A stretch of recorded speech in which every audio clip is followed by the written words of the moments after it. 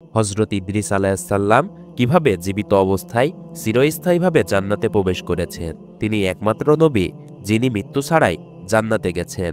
এখনও তিনি জীবিত অবস্থায় জান্নাতে আছেন। তো চলুন বন্ধুরা, আজকের ভিডিওতে আমরা জেনে আসি হযরত ইদ্রিস আলাইহিসসালাম কিভাবে জীবিত অবস্থায় চিরস্থায়ীভাবে জান্নাতে প্রবেশ করেছেন।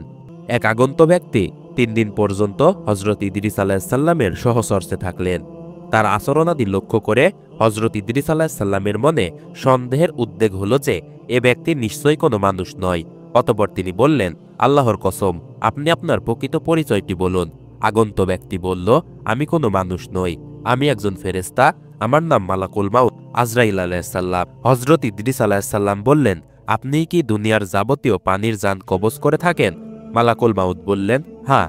হযরত ইদ্রিস আলাইহিসসালাম তাকে আবারও জিজ্ঞাসা করলেন, তবে মনে হয় আপনি আমার যান কবজ করতে এসেছেন। মালাকুল মাউত বললেন, না, আপনার সাথে বন্ধুত্ব স্থাপন করতে এসেছি। আমার একান্ত বাসনা আপনিও আমার এ প্রস্তাবে রাজি হবেন। হযরত ইদ্রিস আলাইহিসসালাম বললেন, আমি আপনার সাথে এক শর্তে বন্ধুত্ব স্থাপন করতে রাজি, যদি আপনি আমাকে একবার মৃত্যুর অবস্থাটা উপভোগ করান। যদি আপনি আমাকে এখনই একবার মৃত্যুর অবস্থাটা উপভোগ করান, তাহলে আমার অনেক উপকার হতো। মৃত্যুর ভয়ে আমি বেশি করে আল্লাহর ইবাদত করতে পারতাম। মালাকুল মাউত বললেন, আল্লাহর অনুমতি ছাড়া আমি এ কাজ করতে পারি না। আল্লাহ এখনও আপনার জান কবজ করার হুকুম আমাকে দেননি।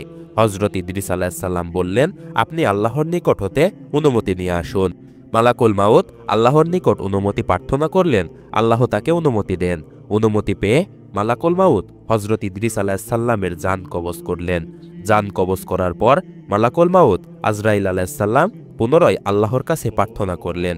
হযরত ইদ্রিস আলাইহিসসালামের জান ফিরিয়ে দেওয়ার জন্য আল্লাহ তার প্রার্থনা কবুল করলেন। অতঃপর ফেরেশতা আজরাইল আলাইহিসসালাম হযরত ইদ্রিস আলাইহিসসালামকে জিজ্ঞাসা করলেন, ভাই ইদ্রিস, জান কবজ করার সময় আপনার কেমন অনুভূতি হয়েছিল? হযরত ইদ্রিস আলাইহিসসালাম বললেন, কোনো জীবিত প্রাণীর শরীরের চামড়া মাথা হতে পা পর্যন্ত ঘষে তুলে ফেললে প্রাণীটির যেমন কষ্ট হয়, আমারও তেমনি কষ্ট হয়েছিল। মালাকুল মাউত বললেন, ভাই ইদ্রিস, আমি আজ পর্যন্ত যত জান কবজ করেছি, এত সহজে কারো জান কবজ করিনি। কৌশলে বেহেশত গমন। হযরত ইদ্রিস আলাইহিসসালাম হযরত জিবরাইল আলাইহিসসালামকে বললেন, আমার মনে দোজক দেখার খুব স্বাদ জেগেছে। যদি আপনি আমাকে দোজক দেখাতেন, তবে আমি দোজকের ভয়ে ইবাদত বন্দেগীতে আরো বেশি মনোযোগী হতে পারতাম।